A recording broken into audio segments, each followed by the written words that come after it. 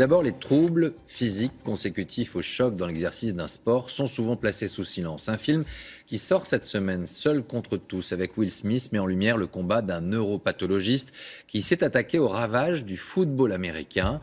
Alors aborder cette question en France, par exemple, pour le rugby, est-il aujourd'hui tabou? Un ancien joueur professionnel nous apporte son témoignage. Arnaud Ursule, José Boulestex. Je crois que j'ai découvert une maladie que personne n'avait encore jamais observée. Ils se servent de leur tête comme arme. Un médecin au cœur du scandale.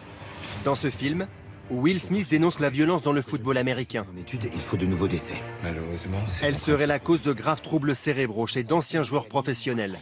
Vos hommes continueront à mourir. Cette réalité existe aussi chez nous, plus particulièrement dans le monde du rugby où les chocs violents, comme ici lors du tournoi Destination, font partie du jeu.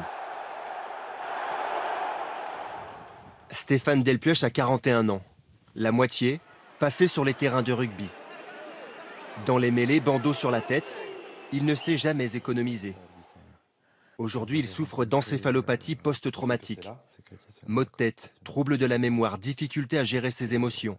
Une vie bouleversée suite aux chocs répétés, comme ce jour de 2003 à l'entraînement. J'ai ressenti un gros craquement derrière la tête, et puis après cet accident-là, j'étais très mal, très mal psychologiquement, et je n'ai jamais pu revenir au niveau d'ailleurs. C'est sûr que non, les coups, on les prend, on sent qu'on n'est pas bien, on sent qu'on a on voit des petites étoiles quand on sort de mêlée, on sent des engourdissements quand on repart en footing. On ne s'en rend pas compte, on sent des fois on se rend compte qu'on ne connaît pas le score à la fin du match. Oui, ça m'est souvent arrivé. J'ai tout fait bien sûr pour le cacher, quoi, hein, parce qu'effectivement, je ne me voyais pas jouer, ne pas jouer, quoi.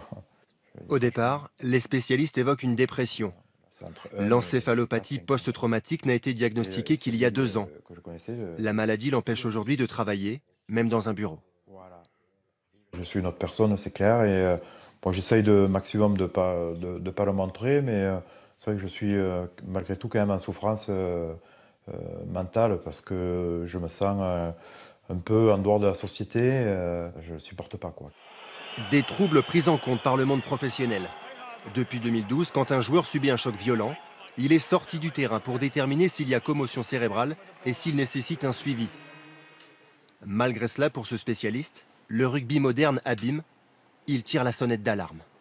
Le problème principal dans le rugby, d'un point de vue médical, c'est les commotions cérébrales, qui ont extrêmement augmenté dans les 10 dernières années, du fait probablement de l'augmentation du poids, l'augmentation aussi de la taille, et notamment de la vitesse et des impacts, qui font qu'il y a beaucoup plus de commotions. Stéphane Delpuech tente de se reconstruire, sans haine ni rancœur. Son histoire, il espère qu'elle servira aux jeunes rugbymen, que leur passion pour le jeu ne les mette pas en danger. C'est à Bayonne, là.